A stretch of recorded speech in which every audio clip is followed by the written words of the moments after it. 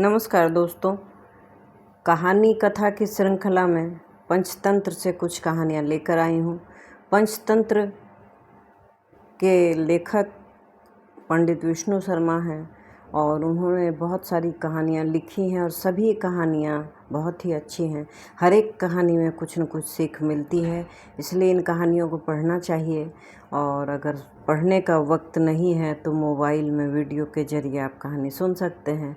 इसकी सुविधा मैं उपलब्ध करा रही हूँ और मेरा ये तरीका अगर अच्छा लगता है तो आप लाइक करें, शेयर करें। तो चलिए पंचतंत्र की एक कहानी आपको सुनाते हैं। इस कहानी का शीर्षक है बंदर और लकड़ी का खूंटा। यह पंचतंत्र से ली गई कहानी है।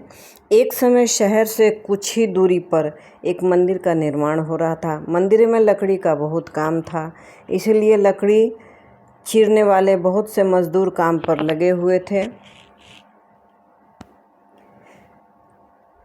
यहाँ वहाँ लकड़ी के लट्ठे पड़े हुए थे और लट्ठे व शहतीर चीरने का काम चल रहा था। सारे दिन खाने का समय हुआ। सारे दिन काम करने के बाद दोपहर में जब खाने का समय हुआ तो सारे मजदूर काम छोड़कर चल दिए। एक लट्ठा आधा चिरा रह गया था। आधे चिरे लट्ठे में मजदूर लकड़ी का कीला फंसाकर चले गए। ऐसा करने से दोबारा आरी घुसाने में आसानी होती है। जब लकड़ी आधी चीर दी जाती है और अगर उससे आरा आप निकाल लेते हैं तो वो लकड़ी फिर एक साथ जमा हो जाती है, फिर उसमें आरा लगाने में बहुत दिक्कत होती है। तो उसके बीच में एक लकड़ी का कील रख देते हैं, जिससे उसके बीच में थोड़ी सी जगह बन जाती है, तो आरा लगाने में आसानी होती है। बहुत ही बुद्धि की बात है। तो दोबारा आरी घुसाने में आसानी रहे इसके लिए कील लगा दी थी। तभी वहाँ बंदरों का एक दल उछलता कूदता आया। उनमें से एक शरारती बंदर भी था जो बिना मतलब चीज़ों से छेड़छाड़ करता रहता था। ऐसे कई लोग भी होते हैं कि बहुत सारे लोग घर में बैठे हैं, एक कोई है जो इधर झाँक रहा है, उधर देख रहा है, उधर छू रहा है। बड़े लोगों में भी यह गुण होता है, बच्चों में तो होता ही है। तो बंदर के सरदार ने सबको वहाँ पड़ी चीज़ों से छेड़छाड़ न करने का आदेश दिया। सारे बंदर पेड़ों की ओर चल दिए, पर एक शैतान बंदर सबकी नज़र बचाकर पीछे रह गया और लगा अड़ंगेबाजी करने। उसकी नज़र अध चिरे लट्ठे पर पड़ी। बस वह उसी पर पिल पड़ा और बीच में अड़ाए गए कीलों को देखने लगा। फिर उसने पास पड़ी आरी को देखा, उसे उठाकर लकड़ी पर रगड़ने लगा। उससे किर किर की आवाज़ हुई तो उसने गुस्से से आरी पटक दी। उन बंदरों की भाषा में किर किर का अर्थ निखट्टू था। वह दोबारा लट्ठे के बीच फंसे कील को देखने लगा। उसके दिमाग में कौतूहल होने लगा कि इस कील को लट्ठे के बीच में से कैसे निकाला जाए, और निकाल दिया जाए तो क्या होगा। अब वह कीले को पकड़कर उसे बाहर निकालने के लिए जोर आजमाइश करने लगा। लट्ठे के बीच फंसाया गया कीला दो पाटों के बीच बहुत ही मजबूती से जकड़ा हुआ था, क्योंकि लट्ठे के दो पाट बहुत मजबूत स्प्रिंग वाले क्लिप की तरह उसे दबाए रहते थे। बंदर खूब जोर लगाकर उसे हिलाने की कोशिश करने लगा। कील जोर लगाने पर हिलने व खिसकने लगा तो बंदर को अपनी शक्ति पर घमंड हो गया और वह बहुत ही खुश हो गया। वह और जोर जोर से खो खो करता कील सरकाने लगा। इस धींगा मुश्ती के बीच बंदर की पूंछ दो पाटों के बीच आ गई थी, जिसका उसे पता ही नहीं चला। उसने उत्साहित होकर एक जोरदार झटका मारा और जैसे ही कील बाहर खींची, लट्ठों के दो चिरे भाग फटाक से क्लिप की तरह जुड़ गए और बीच में बंदर की पूंछ फंस गई। बंदर चिल्ला उठा। तभी मजदूर वहां लौटे। उन्हें देखते ही बंदर ने भागने के लिए जोर लगाया तो उसकी पूंछ टूट गई। वह चीखता हुआ टूटी हुई पूंछ लेकर भाग गया। कहानी सुनकर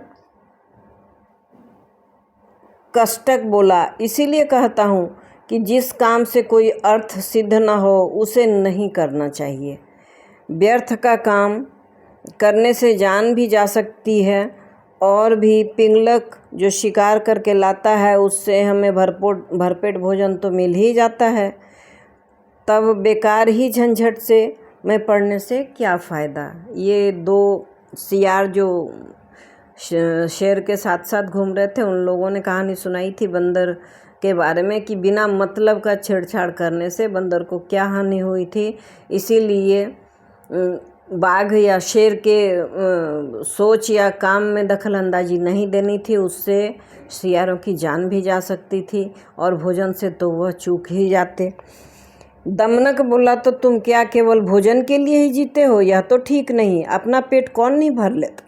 जीना तो उसका ही जीना है जिसके जीने से और भी लोगों का जीवन चलता हो।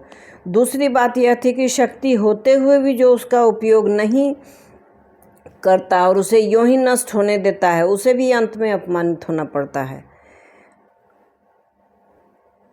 कर्टक ने कहा, लेकिन हम दोनों तो ऐसे ही मंत्री पद से च्युत हैं, फिर राजा के बारे में यह सब जानने की चेष्टा करने से क्या लाभ? ऐसी हालत में तो राजा से कुछ कहना भी अपनी हंसी उड़वाना ही होगा। व्यक्ति को अपनी वाणी का उपयोग भी वहीं करना चाहिए जहां उसके प्रयोग से किसी का कुछ लाभ होता हो। बिना मतलब का अपनी वाणी का प्रयोग नहीं करना चाहिए। यह भी एक सीख है। भाई, तुम ठीक नहीं समझते। राजा से दूर रहकर तो रही सही इज्जत भी गंवा देंगे हम। जो राजा के समीप रहता है उसी पर राजा की निगाह भी रहती है और राजा के पास होने से व्यक्ति असाधारण हो जाता है। कर्टक ने पूछा, तुम आखिर करना क्या चाहते हो? हमारा स्वामी पिंगलक आज भयभीत है। दमनक बोला, उसके सारे सहचर भी डरे हुए से हैं। मैं उनके भय का कारण जानना चाहता हूँ। तुम्हें कैसे पता कि वह डरे हुए हैं? लो, यह भी कोई मुश्किल है। पिंगलक के हाव भाव, चाल ढाल, उसकी बातचीत, आँखों और चेहरों से ही स्पष्ट जान पड़ता है कि वह भयभीत है। मैं उसके पास जाकर उसके भय के कारण का पता करूँगा, फिर अपनी बुद्धि का प्रयोग करके उसका भय दूर कर दूँगा। इस तरह उसे वश में करके मैं फिर से अपना मंत्री पद प्राप्त कर लूँगा। कर्टक ने फिर भी शंका जताई, तुम इस विषय में तो कुछ जानते नहीं कि राजा की सेवा किस प्रकार करनी चाहिए। ऐसी स्थिति में उसे वश में कैसे कर लोगे? दमनक बोला, राजा सेवा के बारे में मैं भी नहीं जानता। यह तुम कैसे कह सकते हो? बचपन में पिता के साथ रहकर मैंने सेवा, धर्म तथा राजनीति के विषय में जो कुछ भी सुना वह अच्छी तरह सीख लिया है। इस पृथ्वी में अपार स्वर्ण है, उसे तो बस शूरवीर, विद्वान और राजा के चतुर सेवक ही प्राप्त कर सकते हैं। कर्टक को फिर भी विश्वास नहीं आ रहा था। उसने कहा, मुझे ये बताओ कि तुम पिंगलक के पास जाकर कहोगे क्या?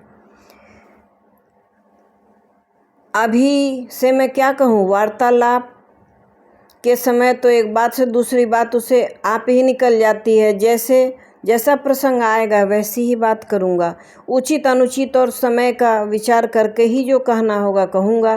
पिता की गोद में ही मैंने यह नीति वचन सुना है कि अप्रासंगिक बात कहने वाले को अपमान सहना ही पड़ता है, चाहे वह देवताओं के गुरु बृहस्पति ही क्यों न हो।